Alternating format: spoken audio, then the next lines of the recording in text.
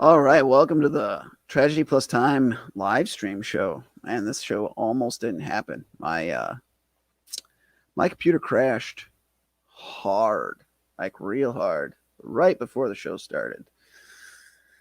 So that's super fun. Thus, I'm still kind of getting things all squared away. Let's see, do we have any people in the audience? Maybe, maybe not. Who knows? Yeah, we have like such a like an uplifting topic for tonight's stream. Got to be honest, I'm nowhere near as prepared as I had desired to be.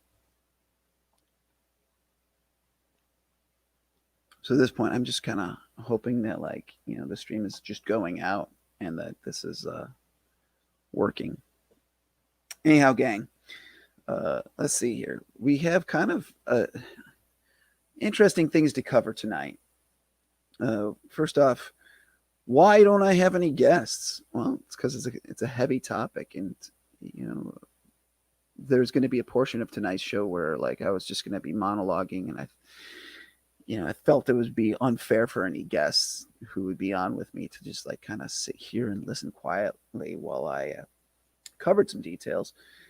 So I gave everybody the night off. We'll just put it that way. So that's kind of the way that it's going to go. Anyhow, uh, it looks like we have two of you watching.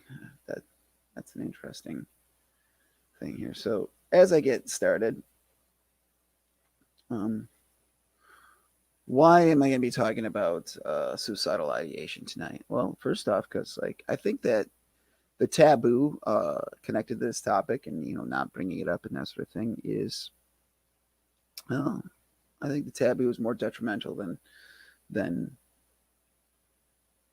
any sort of triggering that can come from talking about a topic. But again, that's probably six of one, half dozen of the other. I think it greatly depends on like your point of view.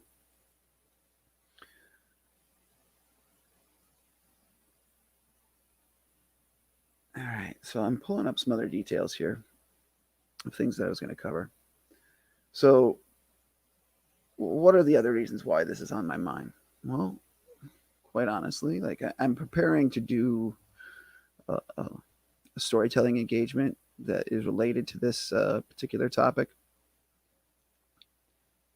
and working through some of these details by talking out loud and seeing what like any of the people in the audience have to say about it or chime in, that sort of thing is pretty helpful.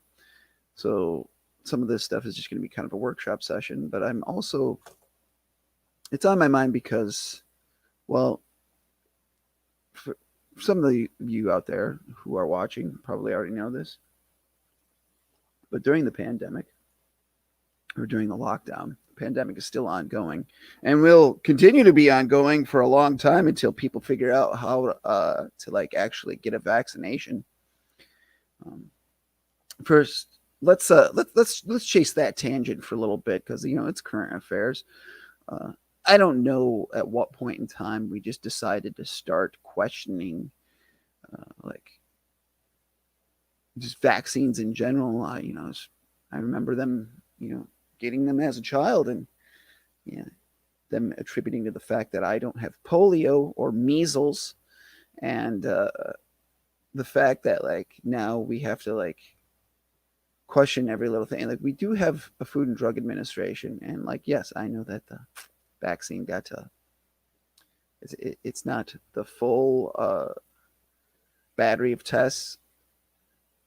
Like, that vaccine's just about as safe as just about any other vaccine. Is I don't know. I'm getting out of my league here, and I don't know. I'm just very frustrated because I think that the majority of the reason that people say like they don't want to like take the vaccine has nothing to do with the actual vaccine or their science. I think that it's just like name calling, and the aspect of the concept behind name calling is like you don't agree with the person you want to disagree with. So you're just going to come up with whatever the terms or things you're going to want to say And it doesn't really make a difference what words you're saying. It's just the concept that you're communicating, and in the communication model that's being communicated and being encoded and received is, oh, I just don't like you because we disagree about, some sort of political fucking bullshit. Like,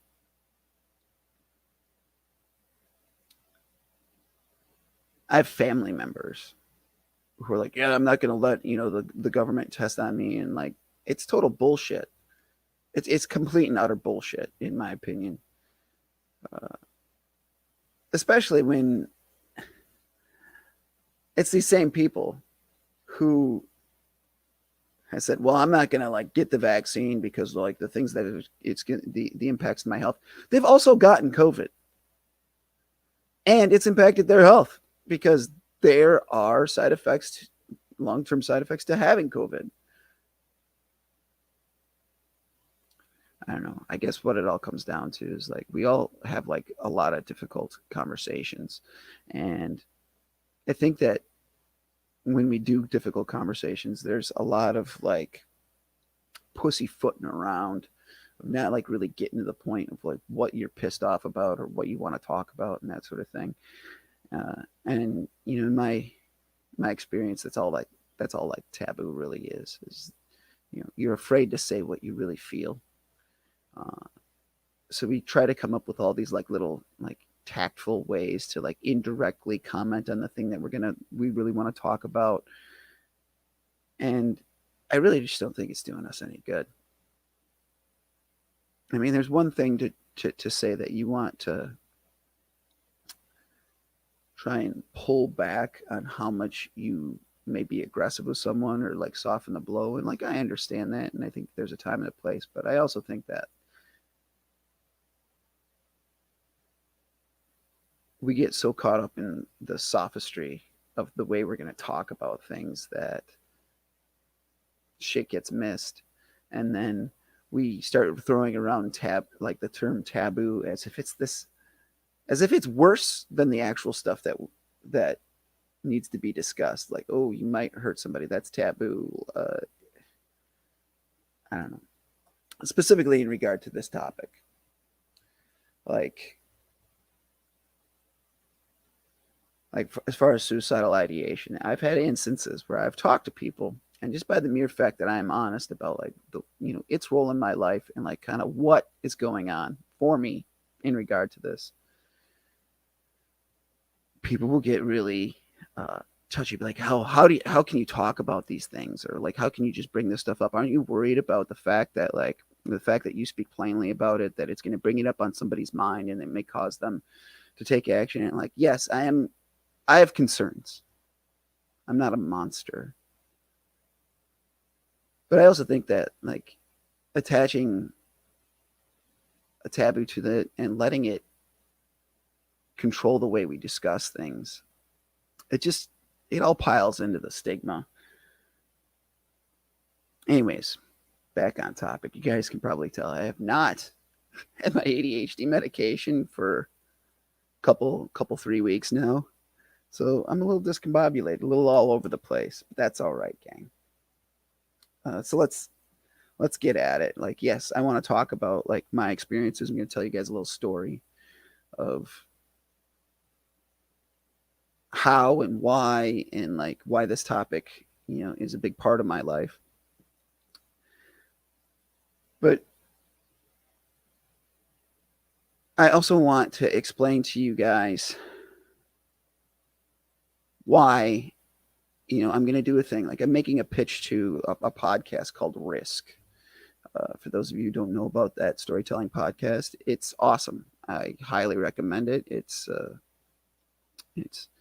stories you wouldn't dare to share, but like you're going to go ahead and share them anyways.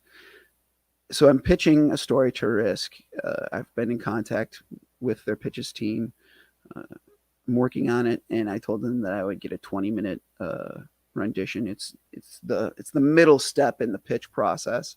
So I've made it past the first step already. I know that this is a story that they want me to share, depending upon how it works out. So it's far from a lock by any means, but it's definitely a story that I want to share with a broader audience, because I think it's important for us to be very honest about the difficult things or the difficult things to talk about.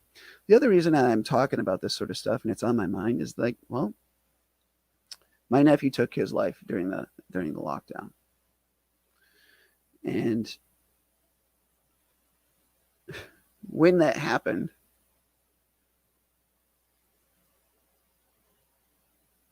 it was right kind of like at the peak of our anxiety about the pandemic. We didn't know how things were going to play out.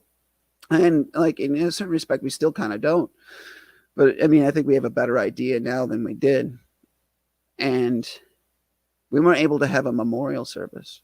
So we're just now having a memorial service for my nephew on Saturday. And it is my intention to go speak. And I have a lot of thoughts. And I think that it's a disservice to his memory for me to get up there and give a eulogy about a child I watched grow up, and to not speak plainly about what was the thing that ultimately took his life.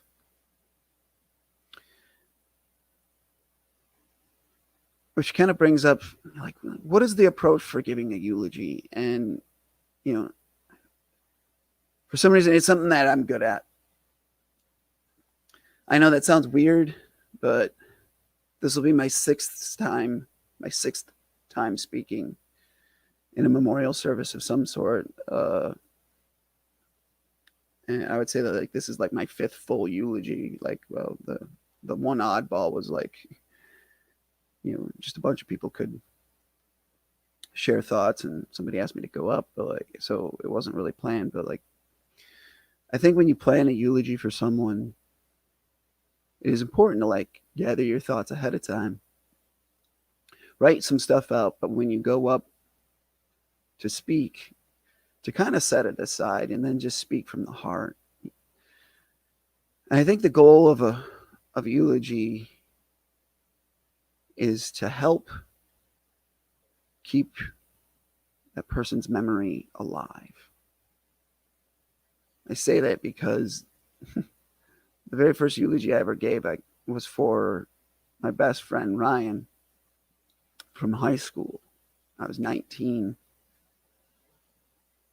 And I was so afraid of the pain of like continuously experiencing, the loss of my friend, that after the eulogy, I buried it. I just buried the thoughts and the emotions and the feelings and set it aside. I wasn't ready to be a human and to process all of the human emotions that comes with processing a loss. I was just a kid. And it cost me, because I stopped sharing details of his life. I stopped talking about him, and I didn't actively keep his memory alive. And in the process of like letting that happen, I started to forget him. Just because I was afraid of pain.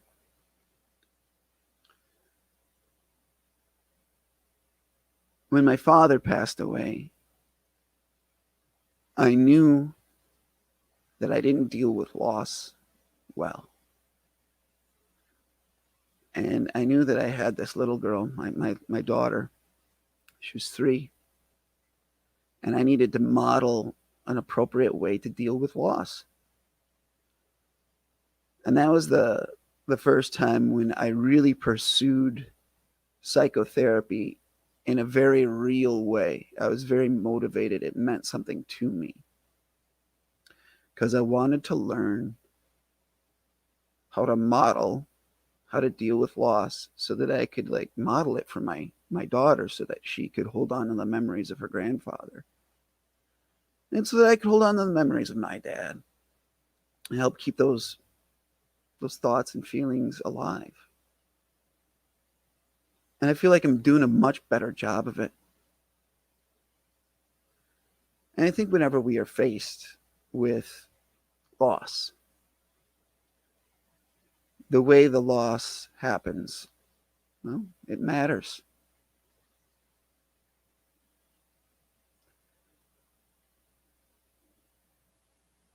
And I do think that like when people talk about loss and it is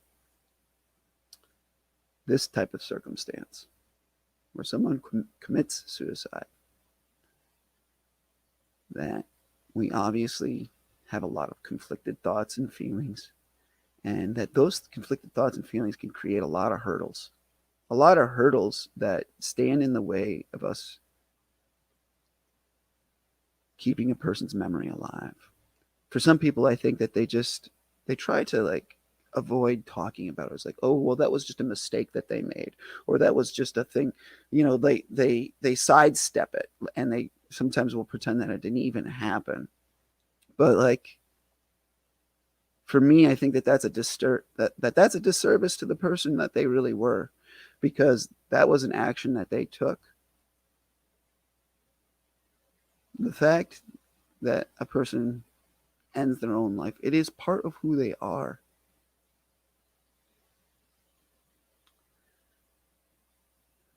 So it is my intention to speak kind of plainly.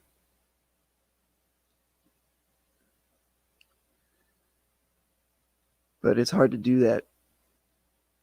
And yeah, there's this balancing act, right? Of trying not to be afraid of a taboo, but also trying to be at least somewhat delicate, because I'm not here to hurt people with my words. So it's a little bit of a difficult task, but I do think that I'm the person for the job.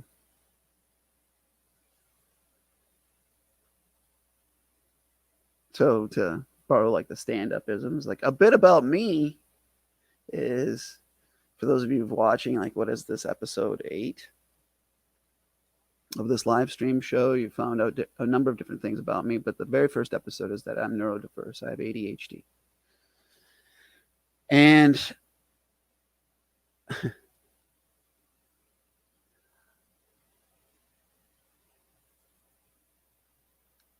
it's hard for people who don't have a really good grip on like what being neurodiverse is, whether they have, interactions with people who are on the autism spectrum, or whether or not they're in the different spectrums of ADHD, or if they've even had to deal with like dyslexia, like all the different things that go into being neurodiverse. One of the things that a lot of people don't pay attention to is that the rate of suicide for people who are neurodiverse is it's twice as high. It's twice as high as, you know, a neurotypical person. 1 out of 4 women who are neurodiverse attempt suicide. They may not be successful, but like that's a scary number. So there's a very real aspect, and I don't know. I guess I'll just get into like telling you guys like what my story is. Here's where we're gonna start. It's the tail end of 2016. It's winter, and I have restless leg syndrome, which means like I can't fall asleep sometimes. My legs like they go crazy. I can't lay down, can't get rest. So I have medication that I take, and if I don't take the medication right away when it's time for bed, I basically have to stand on my feet. I got to keep some pressure on my feet, otherwise I can't calm down. So it's late at night, and I'm just looking at my bed in a dark room and I'm waiting for the medication that's going to provide some relief for my restless leg syndrome. I'm just waiting for it to kick in. And, you know, it's fatigue thoughts in the middle of the night. I'm standing there, I'm looking at my bed, and the same thoughts that had started occurring when I was 14 popped up again. I'm tired. How can this be over? It's a thought that I have had so many times in my life. I was just weary. And I'm standing there and I'm waiting for the medication to kick in. And my mind's drifting. And I'm caught in this thought cycle that I've had literally thousands of times before. And it is stuck with this aspect of the way that I was raised. Because I was raised very Lutheran, and I don't know, like somewhere along the line, like I had some friends who went to St. Joseph's and the Catholic church in town, and somewhere along the line, somebody told me, well, if you commit suicide, you go to hell.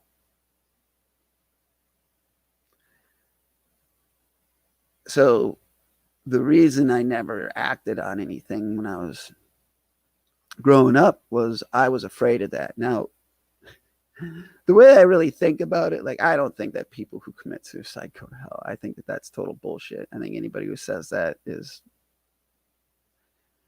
adding insult to injury. I think that people who say that sort of thing are being manipulative to the people who are dealing with depression and dealing with difficult decisions. And I think that they're doing it just because they don't want to put in the time or the effort to actually sit down and listen to somebody who's got a hard time, because they're too afraid to face that that's a dark conversation to have with someone, to speak openly about this topic.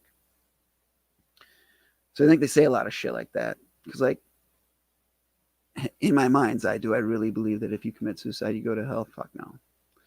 But, when I would get into those cyclical thoughts, there would always be this like 0.0001% chance, like this unreasonable fear, like, oh, well, what if that does happen? And then, you're gambling with eternity. So I was always terrified. Well, anyways, it's late at night and I'm waiting for my restless leg syndrome medication to kick in. And my mind's drifting, thinking about these cyclical thoughts, and then my knees just buckle. The medication kicks in, and I'm finally tired enough. And I have this moment where I fall asleep standing up. And in the moments between being awake and falling asleep, and then waking back up, and the moments between my knees are locked, and then my knees buckle, and then I catch myself before I hit the ground. I finally have this, my mind flashes, and that this is the way. I finally have my solution. Because up until that point in time, I had a crystal clear picture of the way that I would want to carry it out.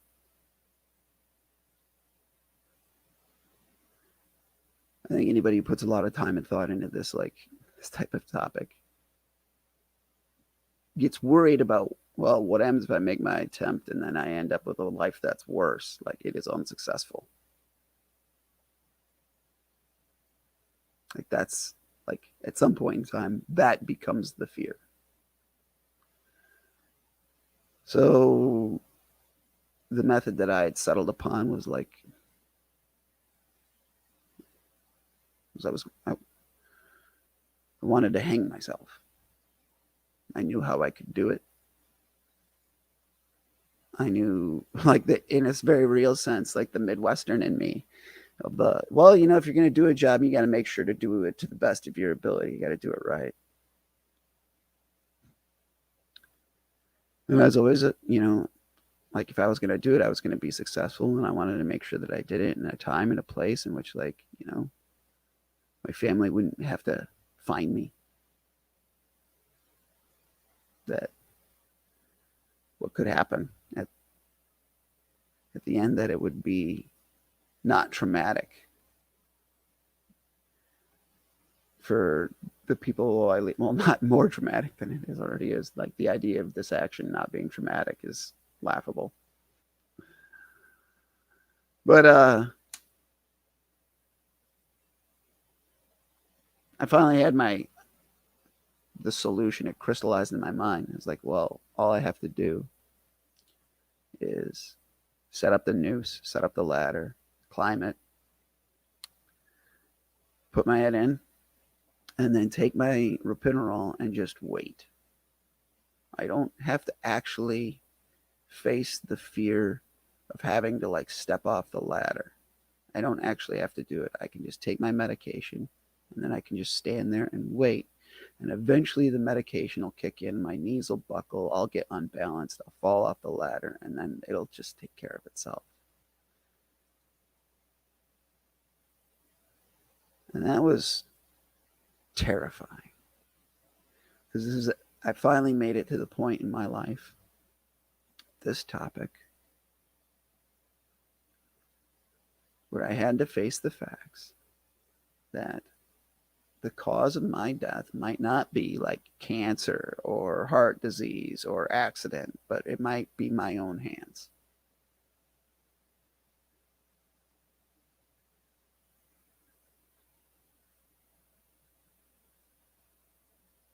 What that led to was some very predictable details.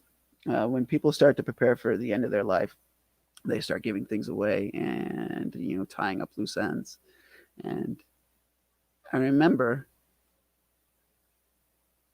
I had to kind of lock down in my mind, and then, well, life wasn't going so great. It was like January 2017, so it's just, days or weeks later. I was going through a tough breakup, and I doubted every aspect of my life, and I was hyper focusing on like all the wrong things, spiraling. And I was just like, I think that, like I'm gonna cash it out. Like I had made like this weird bucket list, and the bucket list was like, try to get my daughter to adulthood, and then try stand-up comedy once. But like I wanted to like check off these things off my list or have things ready to roll. So if something bad happened, there would be nothing that would stand in the way. Uh, so I'd called my brother, who he and I were kind of estranged at the time, because we had disagreed on a number of things, and we're back in that same boat. Like this brother mine, we don't get along now. Different details. It's infuriating.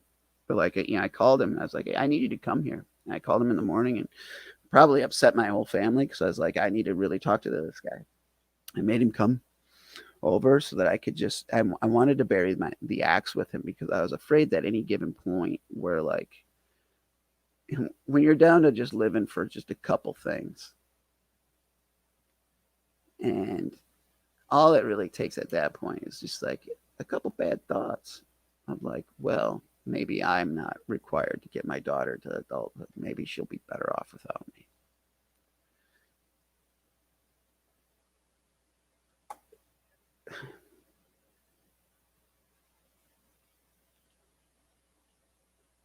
It's, you do these things just trying to prepare people for when you're not going to be here. But like, something happened when I was telling him, and he didn't like all of a sudden start treating me all that differently.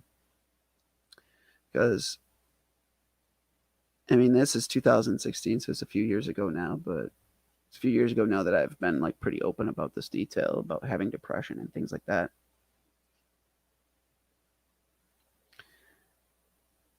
I had kept that detail inside and hidden for like 25 years. Because the thought first entered my mind when I was 14.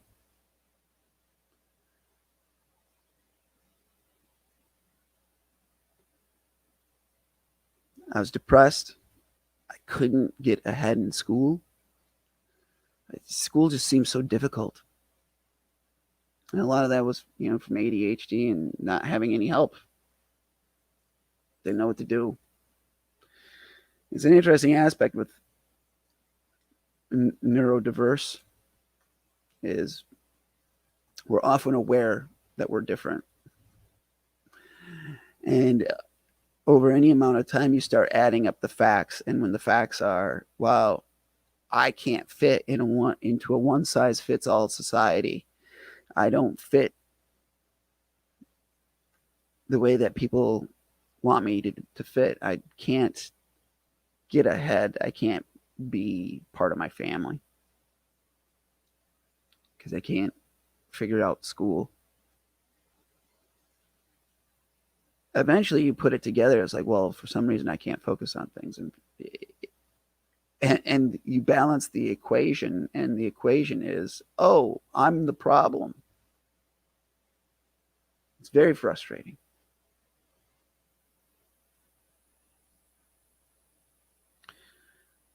So it started then. And I think a lot of the reason it started then is because, like,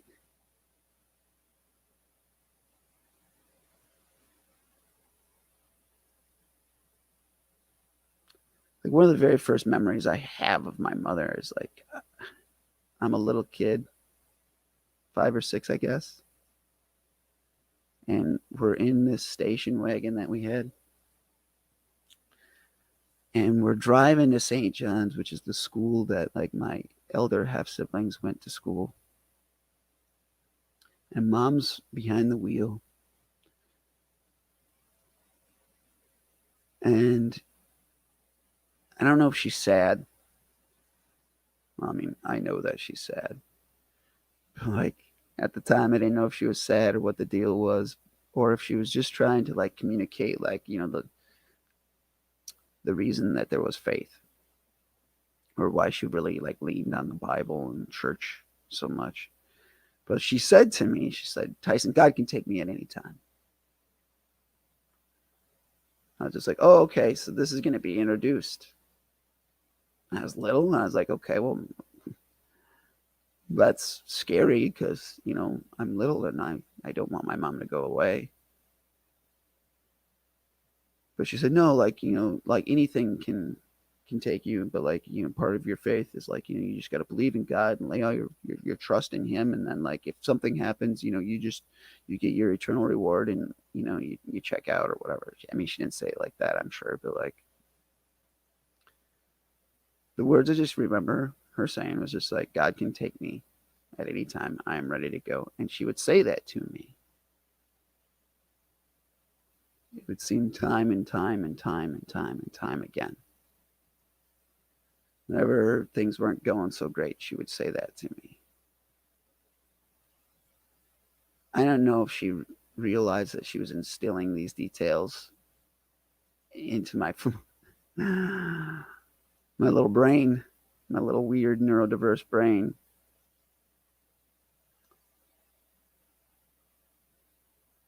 But by the time I hit 14 and start going through the changes, when I started getting depression, it was a pretty easy leap. Just think, well, geez, I mean, like, I should just be ready to go. I felt it was normal, so I didn't say anything about it. I didn't tell anybody about it because I knew that, like, if I were to say something, it'd get people scared or something like that, and then they would treat me different, and I didn't want that. But it started when I was 14, and then it stayed.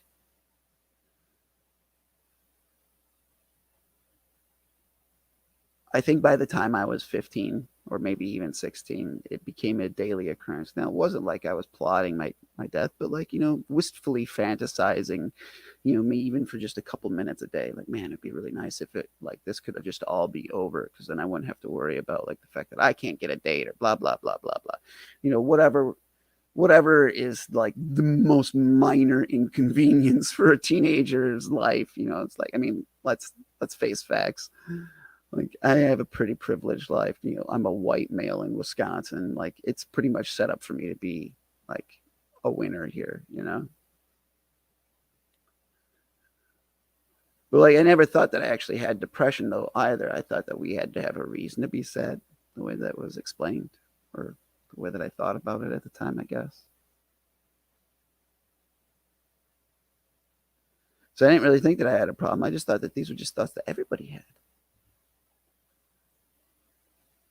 And then as life went on, like, whenever when things started to get like actually legitimately not so great and started really dealing with like actual difficulties,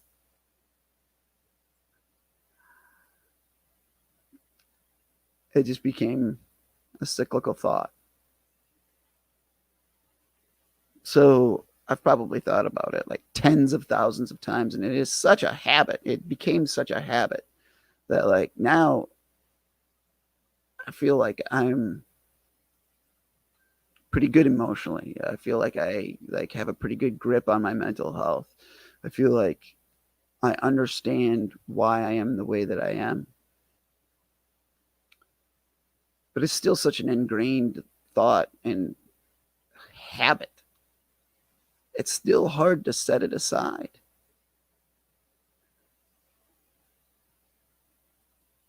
In my darkest moments, I think I would say I would think about ending my life for hours or even days at a time, where that was just the predominant thought. For me now, it still happens. It still happens daily, but maybe it's just like a minute or two, and then I just stick to my coping mechanisms. I'm like, no, this is not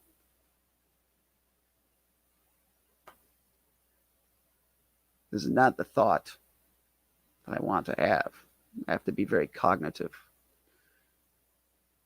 to not let my brain just like spin on a habit. I have to willfully switch gears.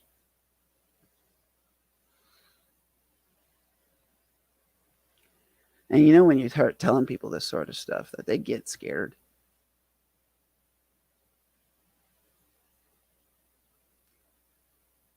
And you know what?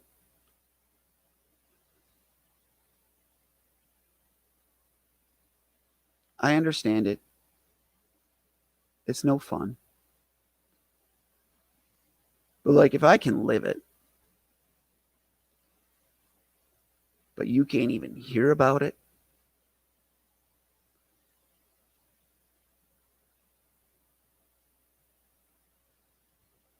man, is that isolating.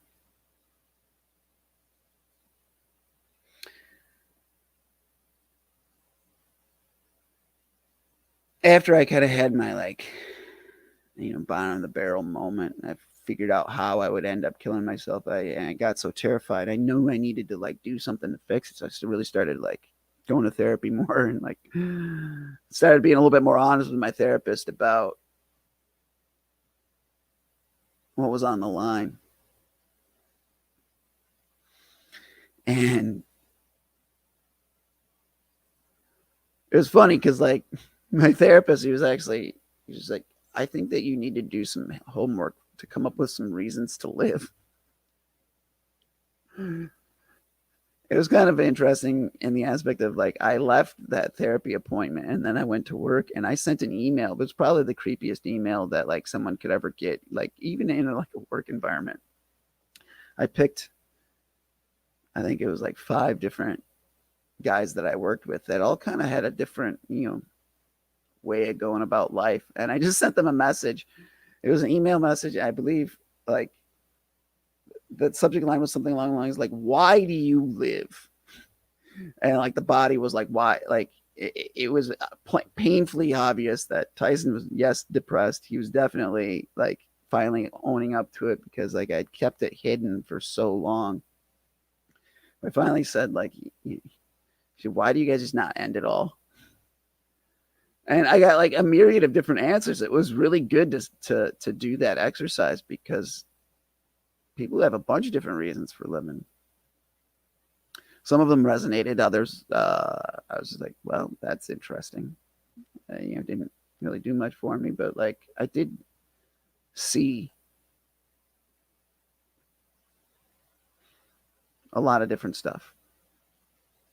And it was good for me. But what would happen is like, yeah, I'm finding the reasons to like carry on, but like suicidal ideation, once it develops into like such a habitual thought, and it's a cycle of your life, it is really hard to break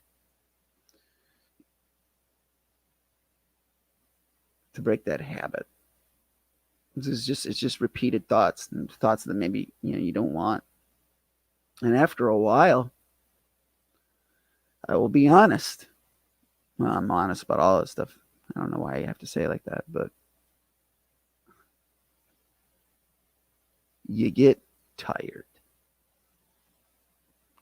You get tired of constantly having to fix the fact that you're thinking about shit that's not very good. It's like constantly eating junk food and knowing that you got a sweet tooth for all the wrong sort of stuff. And then,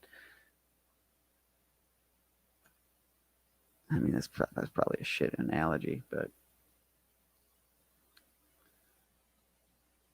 like breaking those habits is hard to do.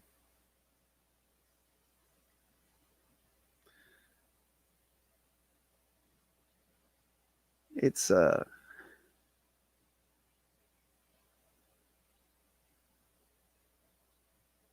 when my dad was facing his end. My dad died of cancer.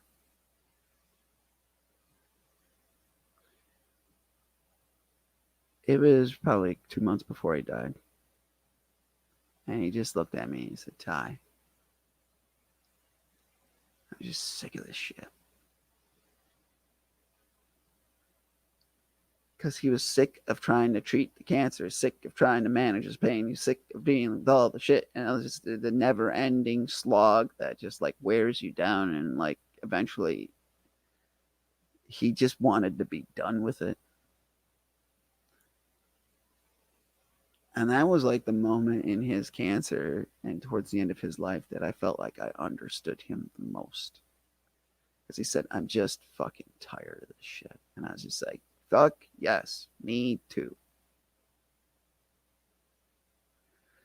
Because like really for me, the thought of suicide, the thought of being dead, like that's not scary to me at all. It doesn't even make me sad, the thought of it. The thing that wears me down is the fact that I have to think about it. That's the annoying part. It's not the thought itself, it's the fact that the thought won't go away. It just keeps coming back. I'm like, oh, great, this again? And you just get fatigued.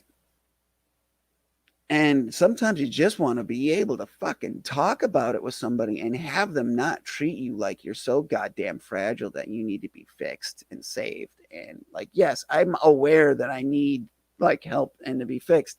But like you freaking out about it and adding to the stress isn't helping.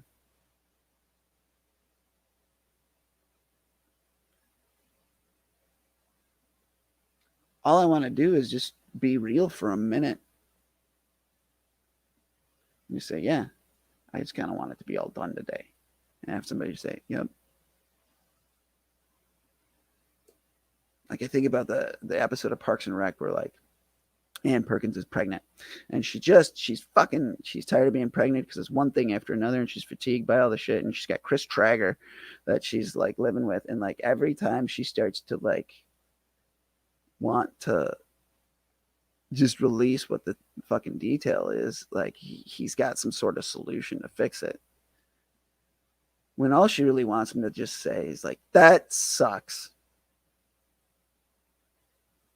Just have a little bit of empathy in that moment and kind of just let it pass.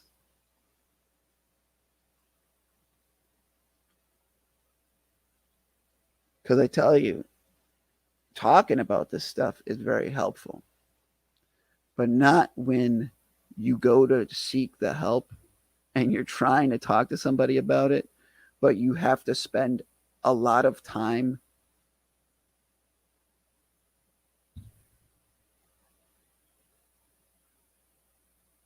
coddling the person you want to talk to. Like if I'm in the depths of despair and I'm spiraling and I'm thinking about ending it all, but I can't talk about it because like just the mere fact that I want to bring it up and say something to somebody is going to cause them to like freak out and then not be able to handle even the topic being brought up in a real way. Like what do you do? Like I had a boss once that I crack jokes about this sort of stuff. And I'll get into that in like here in a little bit.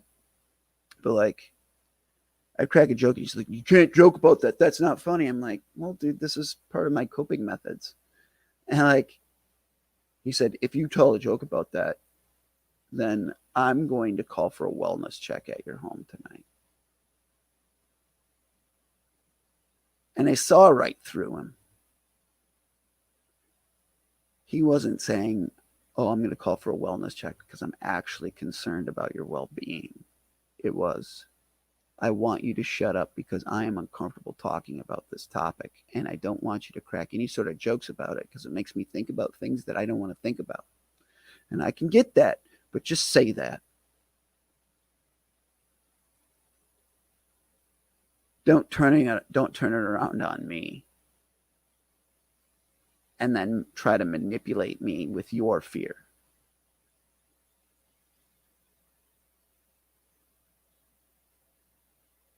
Because, like, that's the thing, right? It's scary. It's scary. We might lose these people that we love.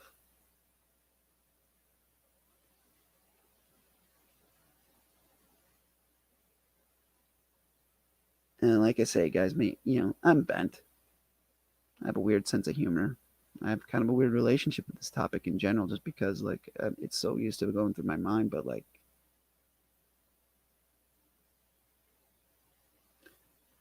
I guess the way that I think about it is like this. Sometimes people think that they can stop another person from committing suicide. And sure, maybe you can once or twice. Maybe you can take that type of responsibility on your shoulders. Maybe you actually could stop another person from doing it. But I think that the reality of the situation is you might be able to delay it, to cause a delay. But humans are pretty good at problem solving. And if they're really dedicated to this fucking idea, that they're going to do it. And you know what? It's their goddamn life. Yes, it's sad that a person may take their life. Yes, maybe like the potential and the loss. Yes, I understand. It sucks. But it's also that person's life. Because when it gets right down to it, I think that when we get into the weeds on this topic, or at least for me, I should just speak about like what it's like for me. The thought of suicide is sometimes often comforting. I think that that's why my brain so often leads to it, because there's a lot of times with ADHD where like I try to get things done, try to get my life in order and get things squared away and get ahead, and it just doesn't fucking work because focus is difficult. And if I don't have somebody around to help with like body doubling and all the different like coping mechanisms just to deal with being neurodiverse and being kind of on your own, you feel like your life is out of control. And sometimes just the thought that you can end it is the control that you can exert in a situation where you feel like you have no control whatsoever. And that idea, I think, is kind of it's this weird fucked up aspect of like it being good and a bad, because like you may take comfort in knowing that you can end it all, that you can exert some control on your life. But I mean, realistically, that perception is pretty damn flawed, because there is a lot of other types of control that you can exert on your circumstances that isn't quite so drastic.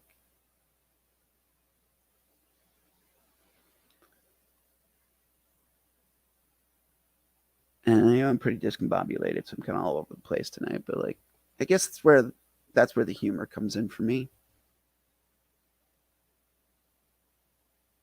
Like I love to make jokes about this topic. It is my favorite thing to joke about. It is my favorite thing to joke about because it is the easiest way that I can exert control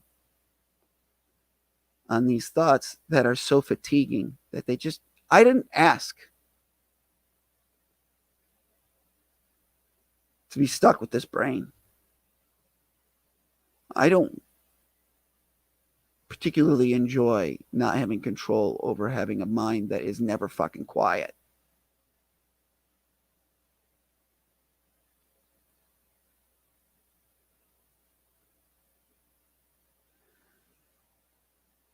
But if I can crack a joke about the particular situation and I can laugh at it, I am exerting some control that is very real to me.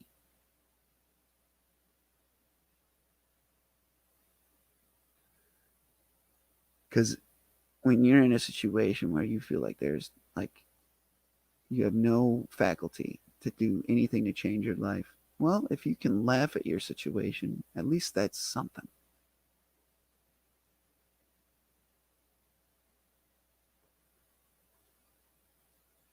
And you know what? Going to therapy's been great. And you know, a lot of like the out of the box coping mechanisms, like don't isolate yourself, don't be alone. You know, sometimes when you're like, I'm a 44-year-old man and I'm divorced and single, and like the idea of like trying to have somebody be around all the time. Like I live on my own. It is isolating in its general nature. Like when my daughter is not here, it's just me. And it is difficult to be like, oh, well, I got to make sure there's somebody around to make sure that I don't fucking go off my goddamn rocker.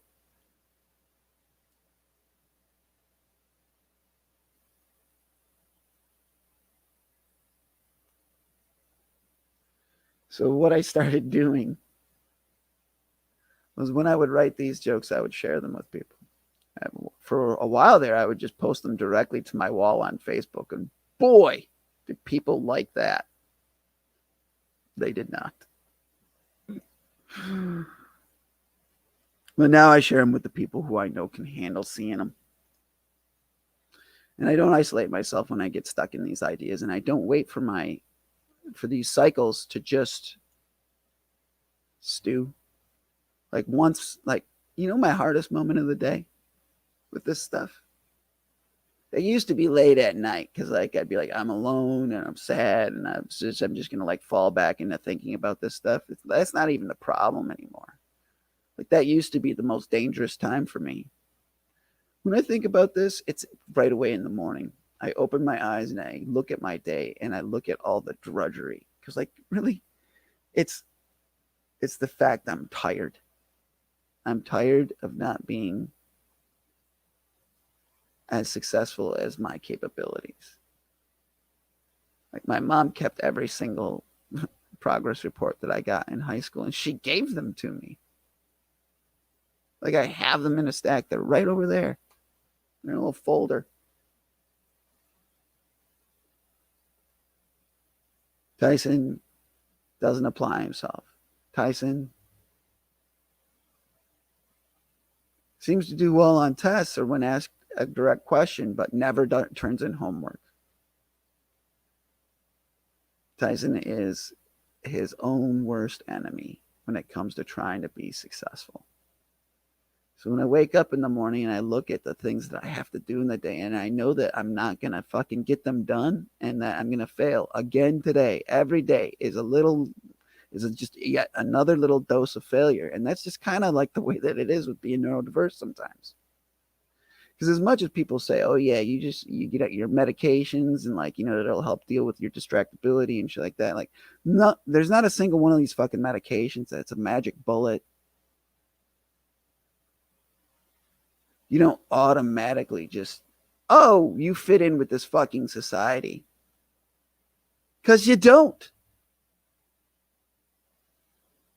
You have to spend an enormous amount of time helping set expectations for other people and giving yourself forgiveness for not meeting the expectations of a society that set the goal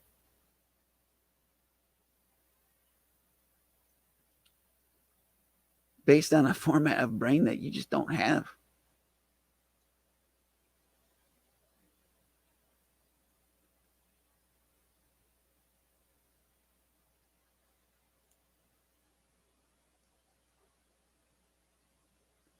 Like, I know I am capable. I know I'm fucking smart.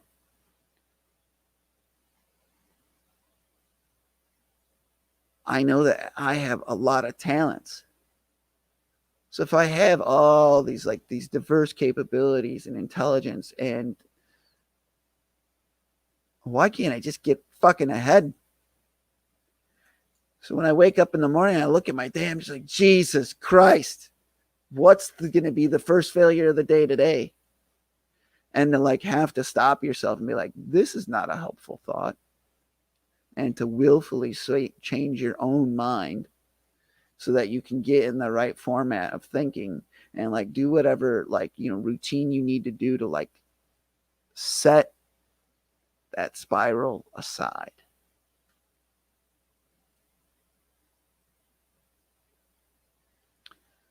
You know, I don't have a functional car, and I don't really miss it that much because the time when I would think about killing myself the most would be when I'd be driving, and it wasn't because I didn't like driving. It's because if I was driving, it was usually because I was late for work, and having to just like walk into the job and have to face the look of disappointment on my supervisor's face, like, Tyson, we've talked about you not being on time for work.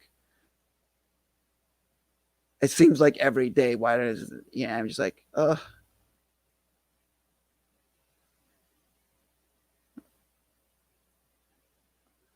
if I could just show up a little bit late and then like have them not say anything, because I already know.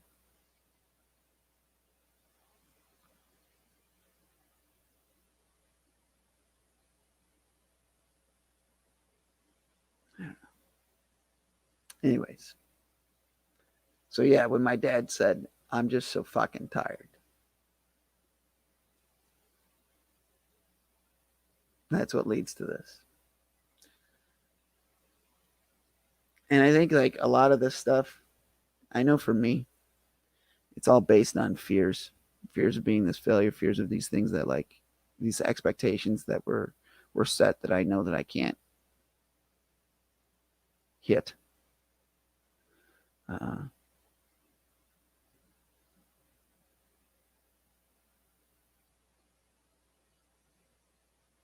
I know that when I'm afraid of things, that if I laugh at it, it gets better. So every time I get afraid, I write a little joke so I can laugh at it. And you know what? My jokes, they're not that great. No one wants to hear 10 minutes of suicide jokes in a row. But if I don't do it,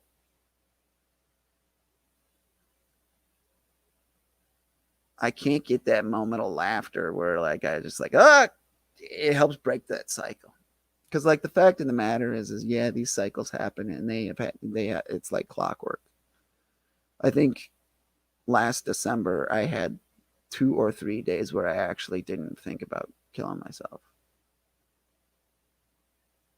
2 or 3 days in 1 month last year. That's my reality. But the wins for me are the fact that like, oh no, it's not minutes. Maybe it's like, maybe it's seconds. Maybe it can stop it right away.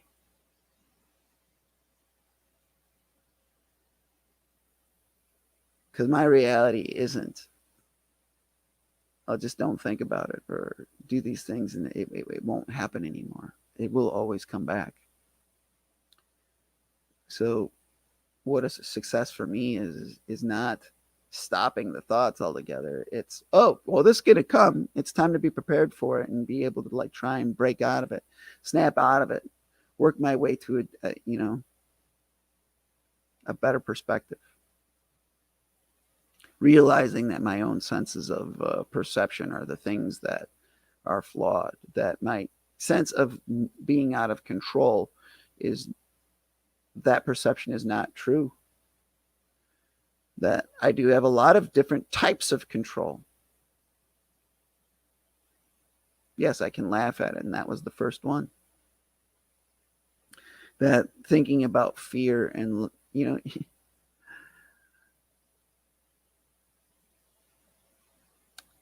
I think humans are weird. I think I'm weird because at one point in time when I was afraid of things, it was just like, let's smash the source of the fear instead of just seeking an element of feeling safe and secure. Because that's what we should do when we're afraid. Instead of acting in anger to destroy the source of the fear, instead of trying to manipulate the people who are making us feel afraid, just for me, I just have to seek a sense of calm, a sense of safety, and then the fear just kind of passes.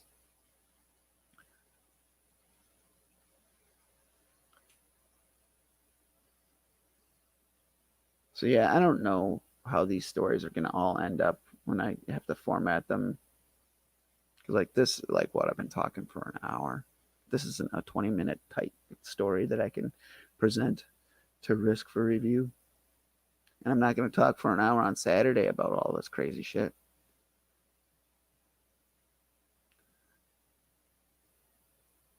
But what I will say is that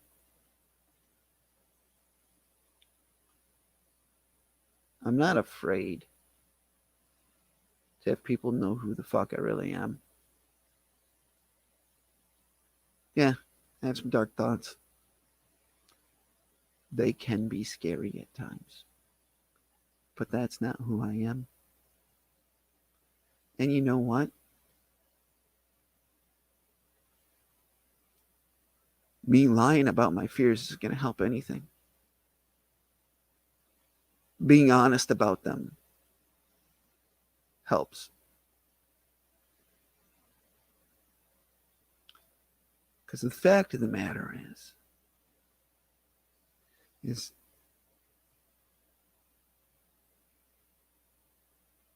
fighting this war against these thoughts, it's tiring. And the fact of the matter is there might be a day when it wins. And that's scary. But that's not who I am.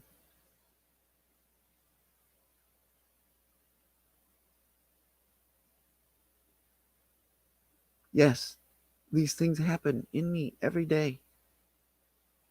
But that's not who I am. There's a lot of other things that happen every day. This sounds like a masturbation joke. But the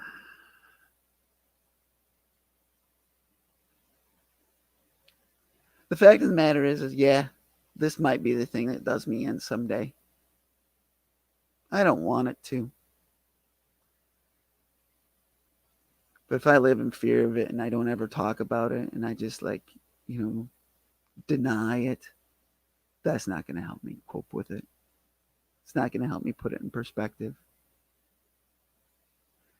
And me having to like put on kid gloves while I talk to like, the other people who are in and around my life so that I don't make them afraid. That's not really helpful either. The name of the game for me is to not dwell on it. To acknowledge it, stick to my coping mechanisms, and let it fucking pass.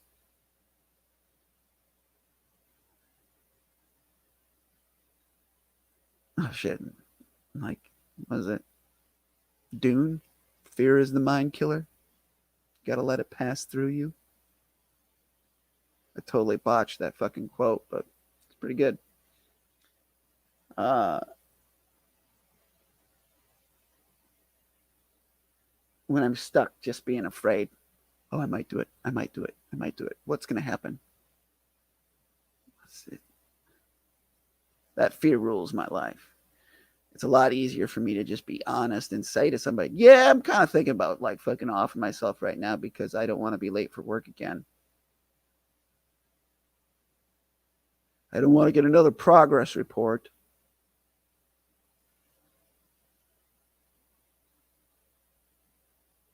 It's a lot easier to just say that stuff, crack a joke, acknowledge it for what it is, get a laugh, move the fuck on.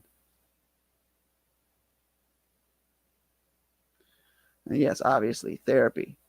Jesus, it's fucking huge. Like I wouldn't be here without like my therapist. But I also wouldn't be here if I wasn't honest about this shit.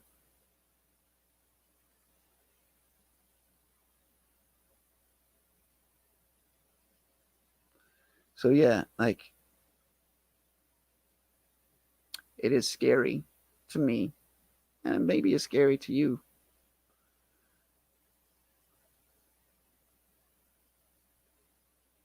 But yeah, this is something that it could happen, but I'm not going to let that rule.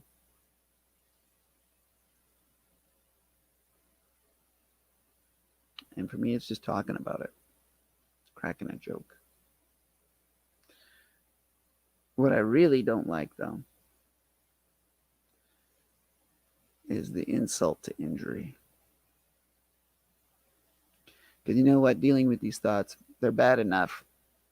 I really don't like it when I see people like, well, that's the coward's way out, or that's the easy way out, or you're being selfish. I'm like, you guys have no fucking clue what it's like to just deal with these fucking thoughts.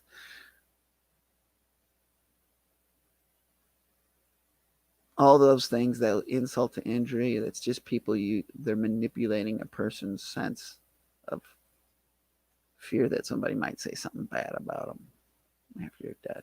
I don't know. It's a fucking joke. It's fucking stupid. How about we just show some goddamn compassion, have a conversation, be open about it? I don't know. I'm obviously mentally ill, which that's the truth of the matter. But joking about it,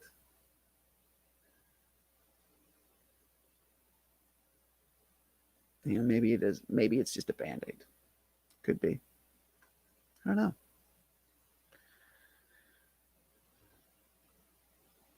But I'm doing my best, and I think that being truthful about these sort of things,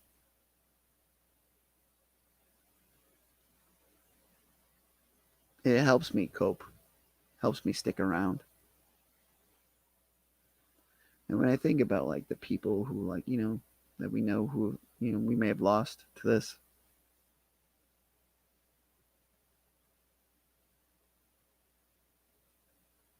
like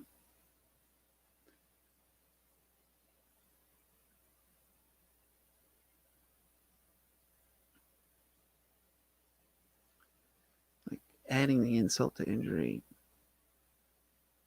that's no good. It doesn't help us keep their memories alive in a positive way. It doesn't help you deal with the loss because you can't accept something if all you do is keep adding insult and pain to something. There's no way to unpack it.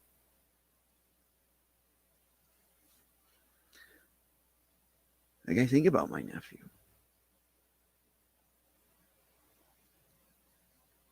Like he took his life and he harmed himself. But that's not who he was.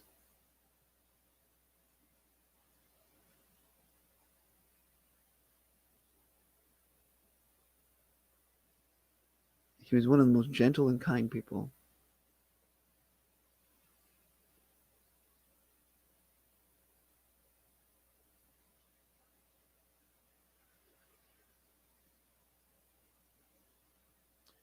He just got tired.